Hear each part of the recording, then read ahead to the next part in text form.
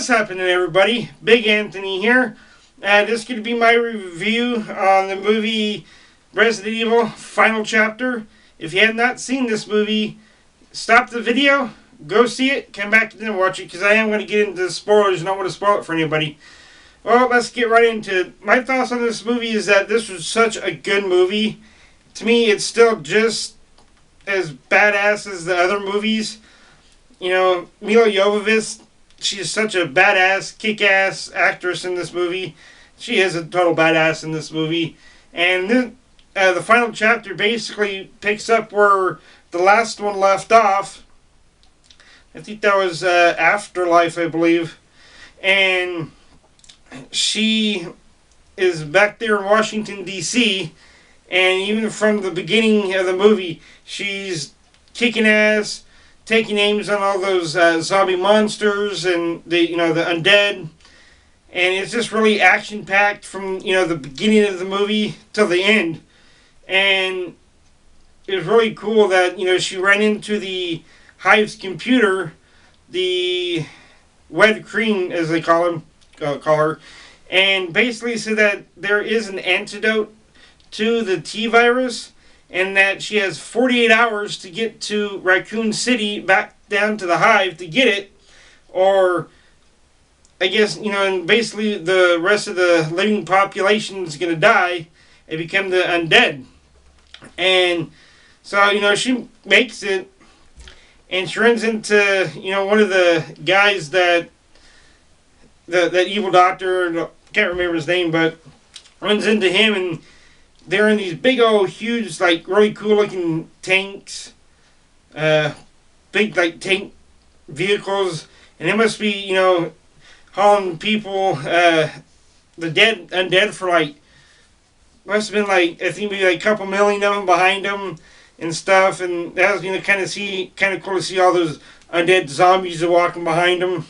So she finally makes it to Raccoon City. And it's really cool that finally when she gets down in the Hive, that it's finally, everything is revealed on why, all the movies happen and all the stuff that actually happened in all the movies.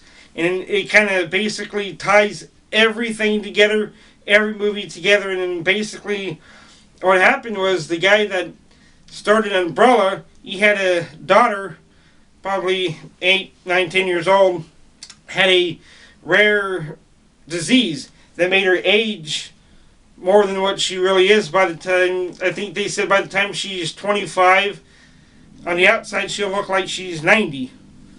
And that she, was going to die, and that her father, the doctor, created the T virus to get rid of her disease.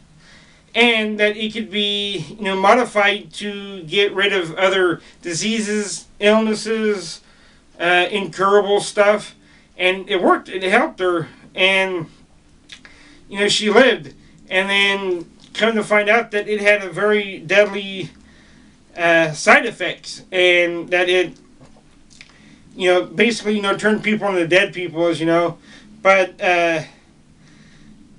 what happened was, come to find out that about 17 months before the first, Resident Evil movie came out, that before the accident and the outbreak happened, that as Dr. Isaac, that's what I was trying to remember, he and the board of directors of the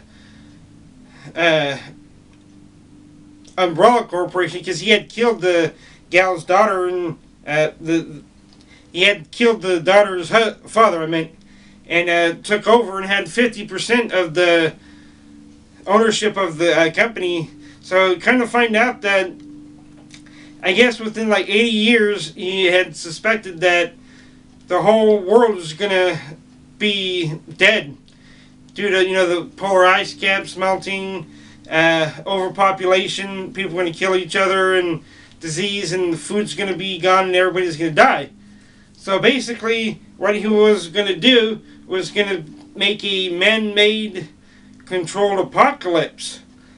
And basically what happened was Dr. Isaac, he actually took the T virus and released it on purpose. and he was going to try to control it to thin out the population, and then be the savior and introduce the antidote, and then bring everybody slowly back to life, or kill off all the undead, and save everybody else so they can make the world how they wanted to. So everything is all deliberate. And what happened was that him and the rest of the people on the board, and there was thousands of other people that were cryogenically frozen, that was kept there at the hive underground.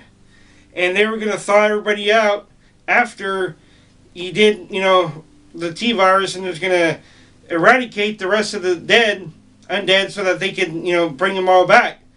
And when Alice, had met Dr. Isaac before out with all the zombies, kind of find out, that was like a clone of him, and they thought they killed him a couple times, but he just his clones. He had, cloned himself several times.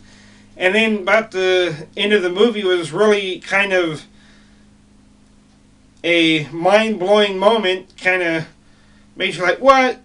What happened was, come to find out that, well, they all knew that the computer was scanned, and voices were taken from his daughter and put into the computer, and it was the Red Queen, as I'm trying to say. She was molded after the daughter.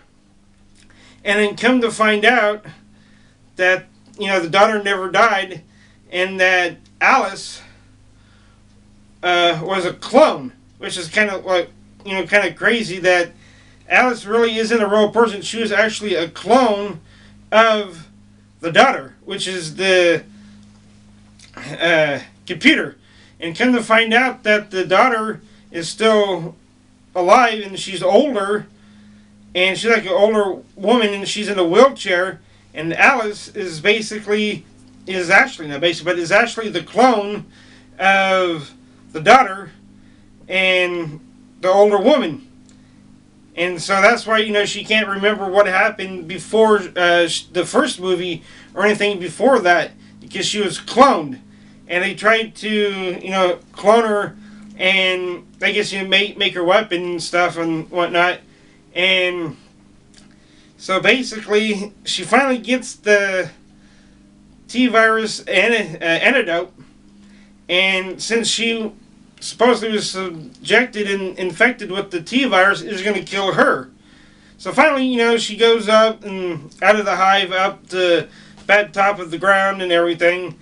And finally, she meets up with the evil clone of Dr. Isaac and the real Isaacs. They both get killed, and all those millions of zombies that were coming there, she released it, kills all the zombies, and she killed herself.